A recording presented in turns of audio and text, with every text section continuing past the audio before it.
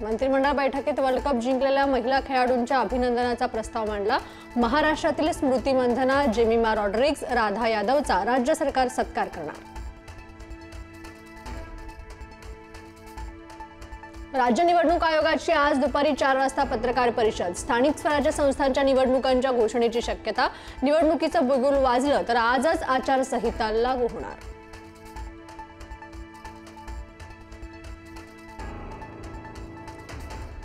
बंजारा समाजाच्या प्रश्नावर फडणवीसांनी बोलावली बैठक। समाजातील लोकप्रतिनिधी, विचारवंत, उपोषणकर्ते उपस्थित राहणार। संध्याकाळी 5 वाजता सह्याद्री अतिथीगृहावर बैठकीचं नियोजन।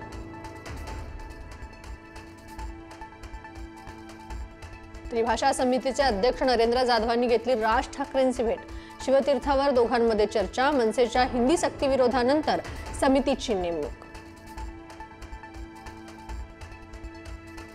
निवडणूक आयोगाकडून सर्वपक्षीय शिष्टमंडळाला भेटण्यास नकार। फक्त 2च प्रतिनिधींना भेटण्याची आयोगाकडून परवानगी, तर सर्व प्रतिनिधींना भेटा ठिय्या देत शिष्टमंडळाची मागणी।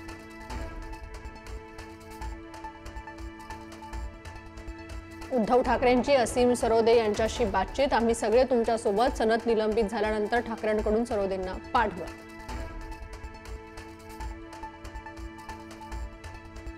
अजित पवारांच्या राष्ट्रवादीची आज महत्त्वाची बैठक। मराठवाड्यात स्वबळावर लढण्याची कार्यकर्त्यांची इच्छा। राष्ट्रवादी विरुद्ध भाजपा सामना रंगण्याची शक्यता। बारामतीत अजित पवारांच्या राष्ट्रवादीकडून जय पवारांना उमेदवारी देण्याची शक्यता। नगर परिषदेच्या नगराध्यक्षपदाच्या उमेदवारीसाठी जय पवारांचं नाव चर्चेत। बारामती नगर परिषदेची जागा सर्वसाधारण गटासाठी राखीव। राज्य मंत्रिमंडळाची आज बैठक। राज्यातील नुकसान आणि मदतीत येणाऱ्या अडथळ्यांवर चर्चा होण्याची शक्यता। निर्णयांकडे लक्ष।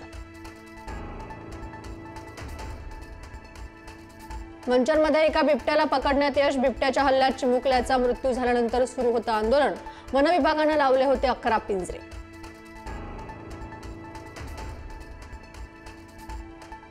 केंद्राचं पाहणी पथक राज्यात पोहोचलं। आजपासून मराठवाड्यातील नुकसानीची पाहणी करणार। नुकसान होऊन कित्येक दिवस उलटल्यानंतर पथकाला जा।